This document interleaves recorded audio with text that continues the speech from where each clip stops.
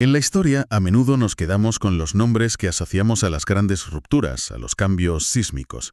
Pensamos en los revolucionarios. En los que hacen más ruido, claro. Exacto. Pero, ¿qué pasa con esas figuras que, sin hacer tanto ruido, preparan el terreno, que aran la tierra y siembran para que otros puedan recoger la cosecha? Son los arquitectos silenciosos del cambio, los que refuerzan los cimientos para que el edificio no se venga abajo cuando llegue el terremoto. Esa es una imagen perfecta. Y hoy vamos a analizar la figura de uno de esos arquitectos, el Papa Alejandro II, que gobernó la Iglesia entre 1061 y 1073. Un periodo relativamente corto, pero muy denso. Muy denso, sí. Tenemos delante un análisis muy detallado de su pontificado, un papado que se considera la antesala de uno de los mayores puntos de inflexión de la historia de la Iglesia, la llamada Reforma Gregoriana. Ajá. El objetivo es entender cómo este papa, a menudo eclipsado por su sucesor, fue en realidad el puente indispensable que preparó el camino para todo lo que vendría después. Y es que el contexto es absolutamente clave para entenderlo. Estamos a mediados del siglo XI. La Iglesia está en plena crisis de identidad. ¿Una crisis total? Sí, luchando por liberarse de la asfixiante tutela de los poderes seculares, de los emperadores, reyes y nobles que nombraban obispos como si fueran, funcionarios a su servicio. Como una pieza más de su administración. Exacto. Esa lucha por la libertas ecclesia, la libertad de la Iglesia, es el telón de fondo de todo. De hecho, la propia elección de Alejandro II fue un caos. Caos es poco, ¿no? Pues sí, una facción de la nobleza romana, apoyada por el Imperio Germánico, se negó a reconocerlo y nombró a su propio papa, Cádalo de Parma, que tomó el nombre de Honorio II. O sea que su pontificado empieza con un cisma, con un antipapa. Eso ya te marca el tono de lo que iba a ser su gobierno. Totalmente. No es un papado que empieza en paz y decide, bueno, vamos a hacer una reforma. No. Es un papado que nace en medio de la batalla y que tiene que luchar por su propia legitimidad desde el primer día. Cada decisión, me imagino. Cada decisión, cada nombramiento, era un pulso directo con el poder imperial. Vale, con un panorama así, donde cada movimiento podía ser visto como una provocación por el imperio, ¿cómo eligió sus batallas? ¿Por dónde empezó a desenredar esa madeja? Buena pregunta. El documento que manejamos lo estructura en torno a tres grandes prioridades que parecen definir su estrategia. La primera, y la más conocida, fue una guerra sin cuartel contra la simonía. Que para que nos hagamos una idea clara, era la compraventa de cargos eclesiásticos. Así de simple y así de grave. Y no hablamos de algo abstracto, el documento menciona casos concretos, como la situación en el arzobispado de Milán, que era un polvorín. Milán siempre era un punto caliente, ¿verdad? Siempre. Allí, el cargo de arzobispo era prácticamente una ficha en el tablero geopolítico del norte de Italia. Y se compraba y vendía al mejor postor. Con lo cual, ¿los obispos no eran pastores? No, eran administradores de los intereses de una familia o de un señor feudal. La simonía corrompía el sistema desde la raíz. Claro, porque si el obispo ha pagado por su cargo, lo lógico es que luego intente recuperar la inversión vendiendo puestos menores, como las parroquias. Se creaba una cascada de corrupción, exacto. ¿Una pirámide? Exacto. Y esa era la primera prioridad de Alejandro II, cortar esa hemorragia. Junto a ella, el documento sitúa el segundo eje, la defensa del celibato clerical. A veces se ven como dos temas separados, pero en la mentalidad de la época estaban íntimamente ligados. ¿En qué sentido? ¿Como dos caras de la misma moneda? En cierto modo, sí.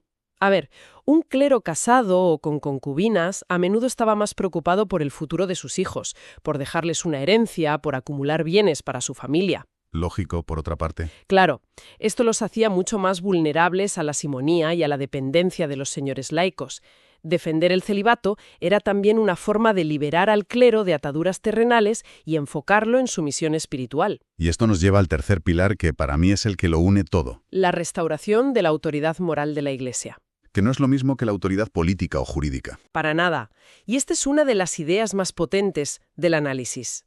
La autoridad que buscaba Alejandro II no era de dominio, no era imponerse por la fuerza. Era una autoridad basada en la coherencia. En la credibilidad. Justo. Él entendía que la Iglesia solo sería creíble, y por tanto escuchada, si su vida se correspondía con el mensaje que predicaba. El documento lo resume en una frase lapidaria que se atribuye a su pensamiento. La autoridad moral precede a la autoridad jurídica. Es una idea muy potente. Básicamente, si los líderes no son creíbles, Las leyes que promulgan son papel mojado, cáscaras vacías. Exactamente. ¿Qué autoridad tiene un obispo que ha comprado su cargo para predicar sobre el desapego de los bienes materiales? Pues ninguna. Ninguna. Por eso, para Alejandro II, la lucha contra la simonía y la defensa del celibato no eran fines en sí mismos, eran los medios necesarios para reconstruir la credibilidad perdida, eran los cimientos de esa autoridad moral. Lo que me llama la atención de todo esto es que entonces no parece una reforma puramente política o administrativa. El documento insiste en que la raíz del problema, para Alejandro II, era mucho más profunda. Sí, y aquí es donde el análisis da un giro fascinante. Argumenta que para Alejandro II la reforma no era en el fondo una reestructuración de leyes, sino una llamada a la santidad. ¿Una llamada a la conversión personal entonces? Exacto. Él estaba convencido de que el verdadero problema de la Iglesia era interior, la abismal distancia entre la fe que se profesaba y la vida que se vivía. La incoherencia. La incoherencia. Por tanto, la conclusión era lógica. La Iglesia, como institución, solo podía reformarse si sus miembros, y especialmente sus pastores, se dejaban reformar primero por Dios. La reforma empieza en la conciencia, no en los decretos. Y visto así, la lucha contra la simonía adquiere una dimensión completamente nueva. Totalmente. Desde esta perspectiva espiritual que describe el documento, la simonía deja de ser un simple delito de corrupción administrativa para convertirse en algo mucho más grave, una herejía práctica. Vale, entiendo el punto de la herejía práctica, pero ¿no es un poco exagerado? Al final era corrupción, sí, pero llamarlo herejía parece llevarlo a otro nivel. ¿Realmente lo veían así en el siglo XI o es una interpretación moderna del documento? Es una pregunta excelente, y el análisis sostiene que sí, que lo veían así. Y la razón es teológica, no solo moral. A ver. Una herejía es una negación de una verdad de fe. Y al comprar o vender un cargo sagrado, un obispado, un sacramento, se está negando en la práctica una verdad fundamental del cristianismo, que la gracia de Dios es un don gratuito. No se puede comprar ni vender. Exacto. Convertir el ministerio en una mercancía es, en esencia, afirmar que el dinero tiene poder sobre el Espíritu Santo.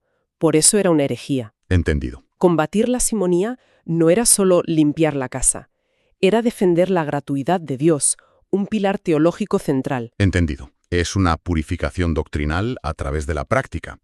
Y supongo que algo parecido se aplica al celibato. Exactamente. No se entendía como una simple norma disciplinaria, como podríamos verlo hoy. En esa época se veía como un signo profético. ¿Profético en qué sentido? Pues en una sociedad feudal, hipermaterialista, donde todo se basaba en la tierra, la herencia y los linajes, un hombre que renunciaba voluntariamente a tener descendencia y patrimonio por una causa superior era un testimonio andante. Una declaración de principios con la propia vida. Justo. Era una forma de decir: mi lealtad última no está aquí, mi verdadera herencia no es de este mundo. La santidad personal del clero se convertía así en un lenguaje, en una forma de teología visible que todo el mundo, letrado o no, podía entender. Pero me surge una duda. Si tenía estas ideas tan firmes sobre la reforma, con esa carga teológica tan potente, uno se lo imagina como una figura autoritaria, ¿no? Imponiendo su visión desde Roma con mano de hierro. Pues sí, te lo podrías imaginar. Sin embargo, el documento pinta un cuadro muy diferente de su forma de gobernar, ¿verdad? Completamente diferente. Y es una de las aparentes paradojas de su pontificado.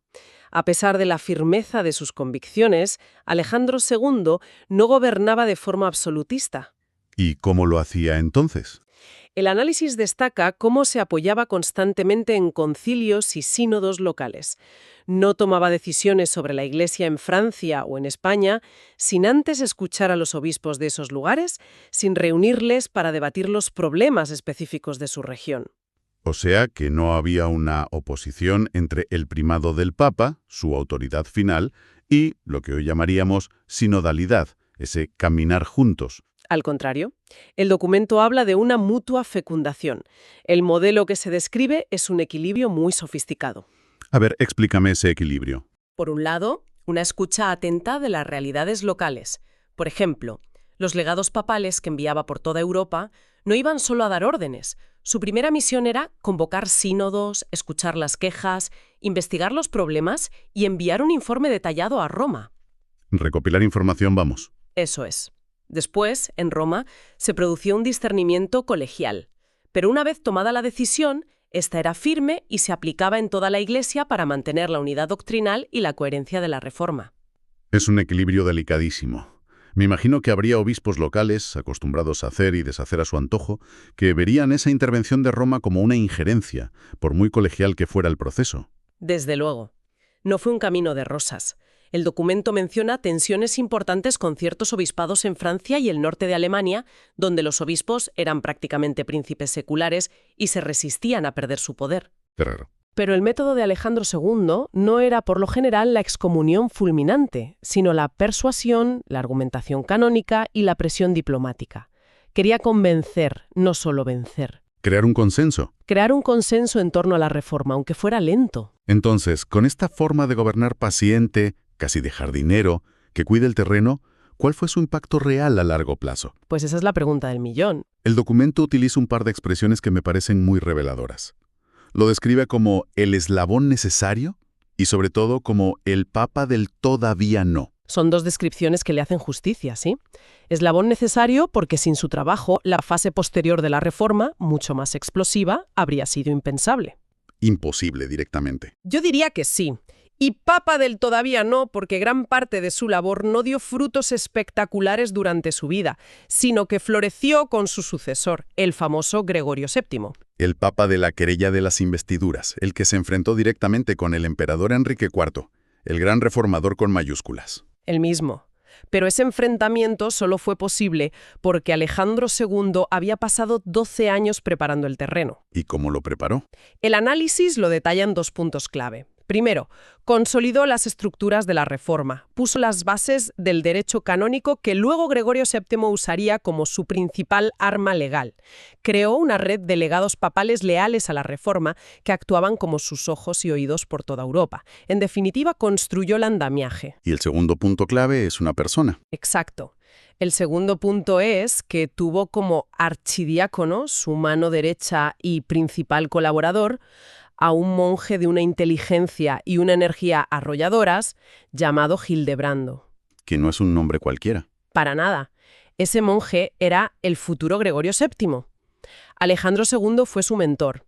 Le dio poder, le confió las misiones más delicadas, lo curtió en la diplomacia y en el gobierno. En esencia, lo estuvo entrenando durante más de una década para la tarea que le esperaba. Vaya. La fuente sugiere que la santidad de Alejandro II fue generativa. Creó el clima espiritual y la estructura de gobierno para que una figura como Hildebrando pudiera madurar y, llegado el momento, llevar la reforma a su culminación. Es fascinante pensar que quizás su mayor legado fue precisamente preparar a su sucesor. Y hacerlo con un estilo que el documento llama fidelidad paciente. No buscó las rupturas espectaculares ni el protagonismo. Su misión, tal como él parecía entenderla, era sostener un proceso que aún era muy frágil. Protegerlo. Protegerlo de sus enemigos y alimentarlo lentamente. Su grandeza no es en el estallido de la tormenta, sino en la perseverancia silenciosa que la hizo posible. Si tuviéramos que resumir la idea central, podríamos decir que con Alejandro II, la reforma de la Iglesia deja de ser una aspiración de unos pocos monjes y pensadores para convertirse en un proceso institucional. En un camino ya irreversible. Eso es. Y su pontificado demuestra, y creo que esta es una de las lecciones más potentes del análisis, que la Iglesia no buscaba purificarse para acumular más poder terrenal, sino para ser más fiel a lo que creía ser su misión original. Una distinción fundamental. No es una reforma para ser más fuerte, sino para ser más auténtica. Y en el fondo la lección que se extrae de todo esto es que no hay reforma estructural que funcione, sino va acompañada de una conversión personal. La renovación de una institución, sea cual sea, empieza en la coherencia y la integridad de las personas que la lideran. Y la conclusión del anexo del documento lo resume de forma magistral. Dice que Alejandro II enseña que la autoridad se humaniza y se vuelve creíble cuando la santidad, entendida como coherencia de vida, se convierte en el criterio fundamental de gobierno. O sea que la reforma auténtica... La reforma auténtica, por tanto, no comienza en los despachos ni en los documentos, sino en la vida de las personas. Una idea que resuena con una fuerza increíble hoy en día. Todo el análisis insiste en que, para Alejandro II, la autoridad moral debía preceder a la autoridad jurídica. Y esto nos deja con una pregunta final, una reflexión que trasciende por completo el siglo XI y nos aterriza de golpe en nuestro presente. A ver. En cualquier institución, sea religiosa, política, empresarial o social, ¿qué ocurre cuando ese orden se invierte? ¿Cuáles son las consecuencias a largo plazo cuando las normas, los protocolos y las estructuras están perfectamente definidas, pero la credibilidad moral de quienes las dirigen se ha perdido por el